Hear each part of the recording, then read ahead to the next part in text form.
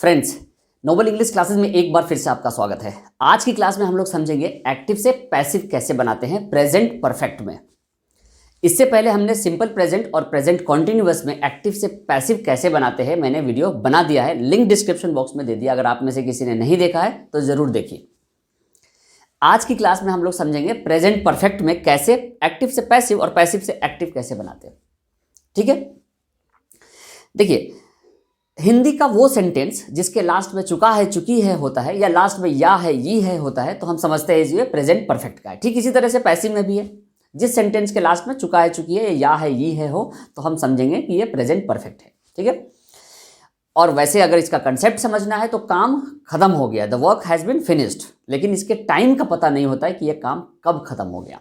जैसे मैंने खाना खा लिया है, किसी ने मेरा पर्स चुरा लिया है, ये सब काम कब खत्म हुआ है पता नहीं है, बस इतना पता है कि काम खत्म हो गया। इसको हम प्रेजेंट परफेक्ट में समझते हैं। ठीक है, इसमें दो चीज़ों का ख्याल रखना पड़ता है, एक तो सब्जेक्ट को ऑब्जेक्ट और ऑब्जेक्ट को सब्जेक्ट बनाना पड़ता है। वर्ब की कोई सी फॉर्म हो एक्टिव में, पैसिव में आकर के वो थर्ड फॉर्म में बदल जाता है। ठीक है, एक तो ये, दूसरा हेल्पिंग वर्ब का ध्यान देना पड़ता है। जब एक्टिव में हम हेल्पिंग वर्ब यूज करते हैं तो हैव हैज के साथ थर्ड फॉर्म यूज करते हैं, और जब ये पैसिव में जाता है तो हैव हैज के साथ बीन लग जाता है। क्या लग जाता है? हैव हैज बीन, उसके बाद थर्ड फॉर्म लगता है। ये दो चीजें आपको समझना है, फिर गलती होने के चांसेस कम रहेंगे। तो चलिए स्टार्ट करते हैं। अब आइए इसके रूल्स को समझते हैं। पॉजिटिव में सब्जेक्ट के बाद हैव हैज और वर्ब की थर्ड फॉर्म और फिर ऑब्जेक्ट।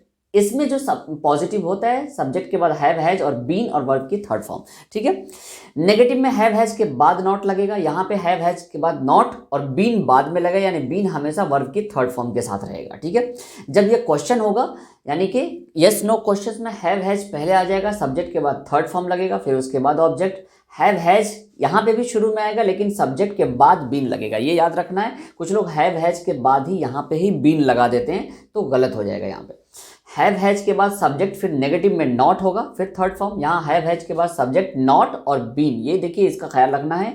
नॉट बीन यहाँ पे सब्जेक्ट के बाद आएगा। अगर हमें एक साथ लिखना है तो नॉट को हैवंट और हैजंट कॉन्ट्रैक्शन फॉर्म में लिख सकते हैं। WH प्लस हैव हैज, यानी WH क्वेश्चन अगर होगा तो WH के बाद हैव हैज में से कोई एक आएगा, फिर सब्जेक्ट, फिर वर्ब की थर्ड फॉर्म, फिर ऑब्जेक्ट। यहाँ पे WH के बाद हैव हैज, सब्जेक्ट के बाद बीन आएगा और वर्ब की थर्ड फॉर्म, यानी कि ये इसी तरीके से जैसे क्वेश्चन में था, बस WH ऐड हो गया इसमें।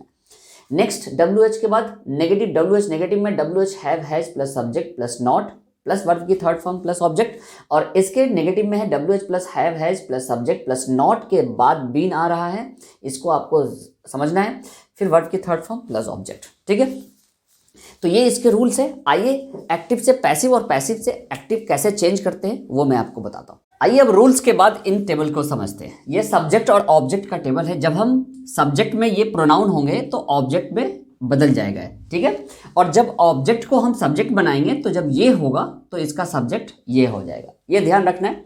जैसे आई बदल जाएगा मी में, वी बदल जाएगा अस में, यू ही रहेगा, ही बदल जाएगा हिम में, शी हर हो जाएगा, इट ही रहेगा, और दे देम में बदल जाएगा। और अगर ऑब्जेक्ट में ये होगा तो वाइस वर्सा, यानी इसका उल्टा हो जाएगा। ठीक है, जैसे आपने यहाँ देखा सेकेंड एग्जाम्पल में शी जब हम लास्ट में लेके जाएंगे तो शी लास्ट में लेके जाएंगे तो ऑब्जेक्ट हो जाएगा इसका क्या, हर। और अगर मी है, मी को अगर हम सब्जेक्ट बनाएंगे तो यहाँ आने के बाद ये आई हो जाएगा। ठीक है, ये तो इस प्रोनाउन में होगा, लेकिन जब नाउन हो, जब किसी का नाम हो, तब इसमें कोई चेंज नहीं होता है। जैसे आयत अगर लास्ट में जाएगा तो बाय आयत हो जाएगा, बाय आयत। और अगर होमवर्क है, हर होमवर्क। अच्छा, ये कभी कभी बच्चे गलती करते हैं, यहाँ पे सोचते हैं हर है तो हर जब इधर आएगा तो शी हो जाएगा। यहाँ पे सिर्फ और सिर्फ हर नहीं है, इसमें गलती नहीं करनी है। यहाँ पे आयत ने कर लिया है, क्या क्या है, उसका होमवर्क, यानी अपना होमवर्क कर दिया। ये पूरा का पूरा ऑब्जेक्ट है, तो अपना होमवर्क है, यानी किसी लड़की के बारे में यहाँ पे बात नहीं हो रही है, यहाँ पे उसके होमवर्क के बारे में बात हो रही है। ये पूरा का पूरा सब्जेक्ट इधर आ जाएगा, तो ये हो जाएगा हर homework, her homework. Her she में यहाँ नहीं बदलेगा, हर होमवर्क ये सब्जेक्ट हो जाएगा। हर होमवर्क हैज है, यहाँ पे भी हैज ही होगा क्योंकि ये भी थर्ड पर्सन सिंगुलर ही है। हैज बीन लग जाएगा, रूल के हिसाब से हैज हैव के साथ बीन लग जाता है तो हैज बीन, और डन थर्ड फॉर्म है तो यहाँ पे भी डन ही रहेगा। तो सेंटेंस हो जाएगा हर homework has been done by Ayat. ठीक है, अब इसका जब हम पैसिव बनाएंगे तो ये मी बदल जाएगा, इसमें सब्जेक्ट आएगा तो आयत, सब मी है तो आई हो जाएगा, और आई के साथ हैज लगता नहीं तो आई, यहाँ पे हैज था क्योंकि शी सब्जेक्ट था, लेकिन अब आई है तो आई के साथ हैव लगेगा, आई के बाद हैव बीन, और उसके बाद थर्ड फॉर्म हेल्प्ड बाय हर।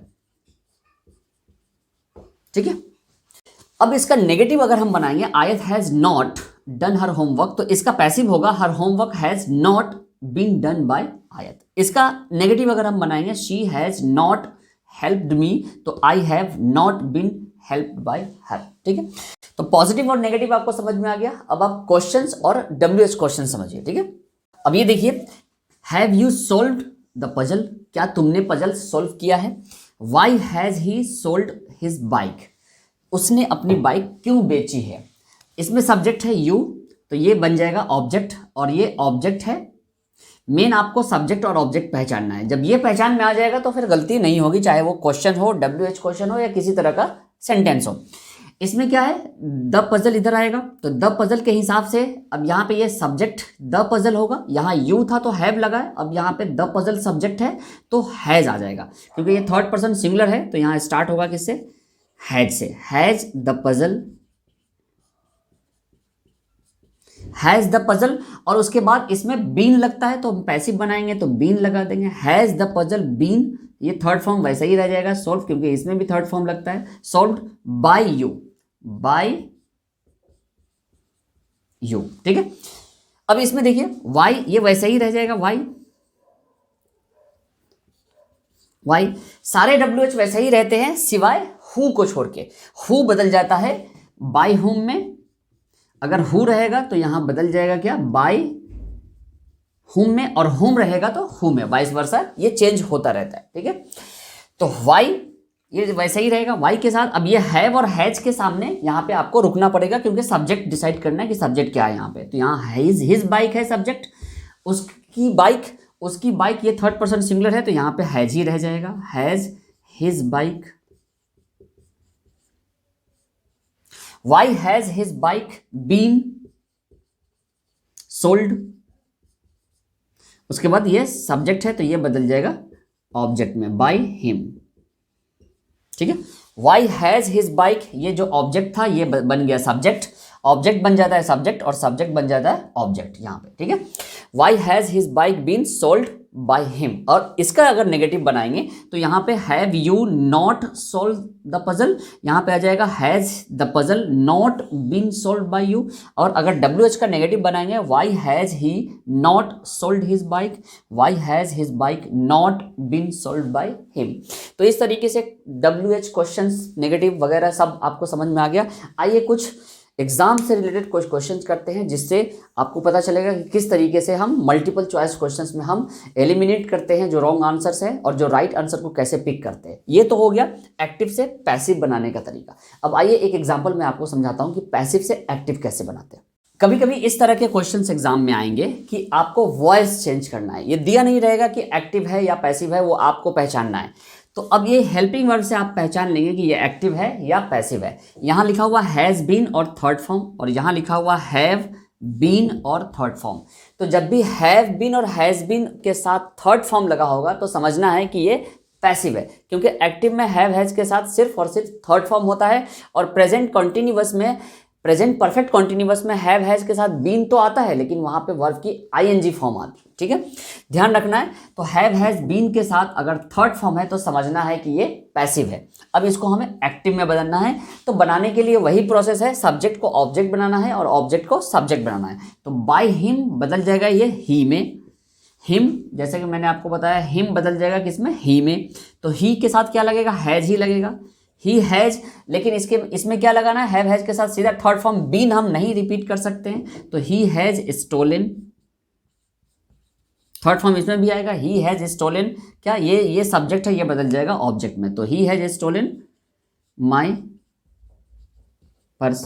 है ना आसान, बिल्कुल ही आसान है। जिस तरीके से हमने एक्टिव से पैसिव बनाया, ठीक उसी तरीके से पैसिव से एक्टिव भी बनाने का बिल्कुल वही प्रोसेस है। ये था हमारा पैसिव और ये है एक्टिव। ठीक है, अब ये देखिए नेक्स्ट, ये भी पैसिव है, पैसिव पकड़ने का तरीका मैंने आपको बता दिया, हैव हैज के साथ बीन लगा होगा और वर्ब की थर्ड फॉर्म होगा। तो अब इसको एक्टिव बनाने के लिए वही प्रोसेस है, यहाँ पे बाय देम है तो देम बदल जाएगा, अगर सब्जेक्ट में लेकर के आएंगे तो दे, तो ये पैसिव एक्टिव में आ जाएगा दे। अब दे के साथ हैव लगेगा या हैज लगेगा, इसके साथ भी हैव ही लगता है। थर्ड पर्सन सिंगुलर सिर्फ ही शी इट या कोई भी एक नाम के साथ हैज लगता है, ठीक है। तो यहाँ पे थर्ड पर्सन ये प्लूरल है, सिंगुलर नहीं है, तो दे के साथ हैव, ये नेगेटिव है तो नॉट यहीं पे लग जाएगा। They have not been invited, been यहाँ नहीं आएगा, ठीक है, ये गलती है, यहाँ पे बीन नहीं लगाएंगे क्योंकि गलती से बच्चे रिपीट कर देते हैं, क्योंकि पैसिव में देखते हैं तो एक्टिव में भी रिपीट हो जाता है, जैसे अभी मेरे साथ हुआ है, ठीक है। तो दे have not invited, they have not invited किसे, हमें, तो वी जब लास्ट में जाएगा तो क्या हो जाएगा, अस, तो दे हैव नॉट इन्वाइटेड अस। देखिए एकदम आसान है। इसी तरीके से आप एक्टिव से पैसिव और पैसिव से एक्टिव बना सकते हैं बगैर किसी गलती के।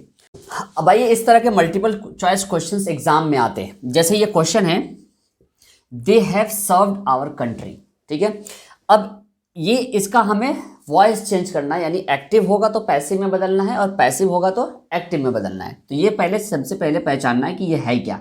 Have third form, have third form यानी ये एक्टिव है। पैसिव में क्या होता है, हैव हैज बीन और थर्ड फॉर्म। तो सबसे पहले हमें यही पहचानना है, यानी मल्टीपल चॉइस क्वेश्चन में सबसे पहले हमें यही देखना है कि हेल्पिंग वर्ब ये किधर जा रहा है, यानी कि ये एक्टिव है तो हमें पैसिव में क्या आना चाहिए, हैव हैज के साथ बीन आना चाहिए और वर्ब की थर्ड फॉर्म। तो अगर जिस ऑप्शन में हैव हैज के साथ बीन और थर्ड फॉर्म होगा वो सही होगा, जिसमें अगर ये ऑप्शन नहीं होगा तो गलत होगा। तो यानी अब ये देखना है कि पहला ऑप्शन में क्या है, हैव हैज के साथ बीन लगा हुआ है और थर्ड फॉर्म, यानी कि ये सूट कर रहा है तो ठीक है, तो इसको ले लेते हैं। यहाँ क्या है, हैज के साथ थर्ड फॉर्म है तो ये गलत है क्योंकि इसमें बीन है ही नहीं। यहाँ देखिए क्या, हैव हैज के साथ बीन है और वर्ब की थर्ड फॉर्म है तो ये भी सही होगा। यहाँ पे क्या, हैव हैज के साथ बीन है और वर्ब की थर्ड फॉर्म है तो ये भी सही हो सकता है, ठीक है। तो इस तरीके से 1 2 3 ऑप्शन हमारे पास है। अब अगला क्या है, अगला है हमें सब्जेक्ट को ऑब्जेक्ट बनाना है और ऑब्जेक्ट को सब्जेक्ट बनाना है। अब ये देखिए, दे बाय देम, ठीक है, ये भी बिल्कुल सही जा रहा है। इधर देखिए, दे बाय देम, ये भी बिल्कुल सही जा रहा है, तो ये तो पहले ही कट गया तो इसका तो ऑप्शन ही नहीं है, ठीक है। अब ये देखिए अगला, बाय देम सही है, बाय देम सही है, यानी कि ये ऑप्शन सही है। अब आवर कंट्री सब्जेक्ट बनना चाहिए, आवर कंट्री, तो यहाँ पे आवर कंट्री बिल्कुल ये भी ठीक है। आवर कंट्री यहाँ पे भी है, बिल्कुल ठीक है। आवर कंट्री यहाँ पे बिल्कुल ठीक है। ये आवर कंट्री नहीं है, यहाँ पे आवर कंट्री है, यहाँ पे हमने लिख दिया है वी। यानी कुछ लोग आवर को समझते हैं कि जब सब्जेक्ट बनेगा तो वी होगा, जबकि ये बिल्कुल गलत है। सब्जेक्ट यहाँ पे पूरा का पूरा आएगा, यानी हमारी कंट्री के बारे में बात हो रही है, हमारे बारे में बात नहीं हो रही है, तो इसलिए ये ऑप्शन गलत हो जाएगा। तो हमारे पास बचा सिर्फ 2 ऑप्शन। अब इसमें देखना है कि क्या गलती है। अब सब्जेक्ट के हिसाब से, अब यहाँ देखिए, सब्जेक्ट के हिसाब से यहाँ हैव लगेगा या हैज लगेगा, सिर्फ यही कन्फ्यूजन है, क्योंकि बाकी तो सब सेम है। हैव और हैज का कन्फ्यूजन है इसमें।